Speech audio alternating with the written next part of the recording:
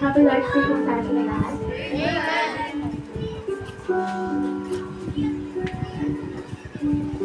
Bago ko ho umpisahan ang aking iskulan, nais ko rin muna sa Panginoon makisalamat. Amen. Ako nga po pala si Cecilian, nung tawagin niyo ako sa anak Cecilia. Ang tulong aking isimulan ay pinamagatan ko ho, panalangin. Dahil pray is the best medicine of everything. Sa mundong punong-puno ng problema, maayos ka pa bang nakapagpapahinga?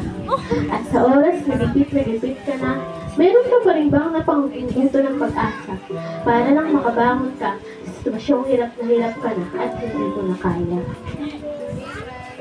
Sa dami ng problema na kinahaharap ng bawat isa, hindi sapat ang umiyak at tulugan na lang ang problema. Dahil ang akala mo iba, pagising nila ay tapos na.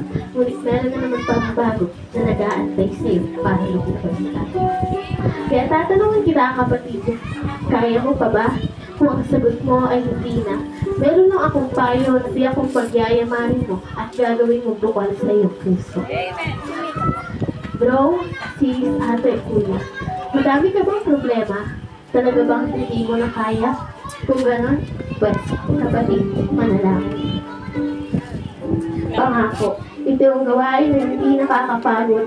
At lalong-lalo, ito yung gawain na walang bayad ng may sukli. Yes. Sabi pinagdadaanan ng bata. Amen. Amen. Amen. Amen. Oh my God. Ito yung gamot na hinahanap mo sa lahat ng suliranin natin hindi matapos.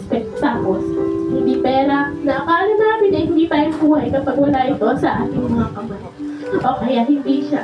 Hindi yung kasyon na makita mo lang ng ilang segundo, akala mo sol na agad ang iyong problema. Kapatid, siguro, ang may payo ko lang, tama mo na yung crush na yan dahil baka magulat ka, hindi ka naman pala gusto ng taong gusto mo dahil meron siyang ibang ginugusto. Kaya kapatid, halika, dito ka na lang sa ating Diyos Ama. Walang katapusang pag-ibig at pagmamahal ay pararamdam niya sa puso mong kailangan ng pahinga.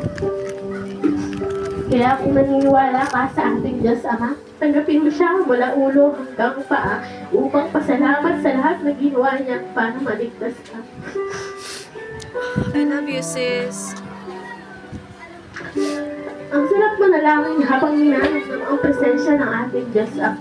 Nasasabayan pa ito ng simba.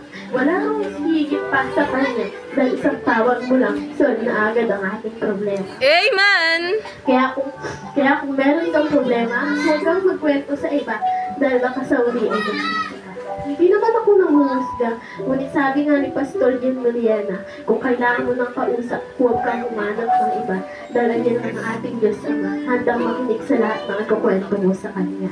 Amen. Amen.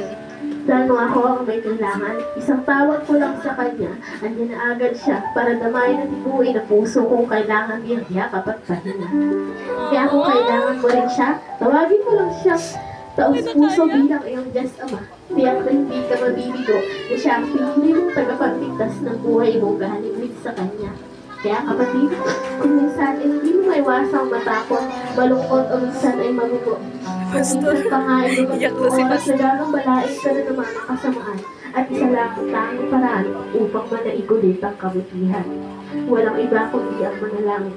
Manalangin habang nakausap mo ang ating Diyos Ama. Tiyak na tutulungan ka niya basta't lagi kang mananampalataya at nagpapakapagod sa gawain niya. Amen. Muli, ako si Cecilian, ginamit ng Panginoon upang tumayo sa inyong harapan at igawad ang talentong kanyang ibinigay. Amen.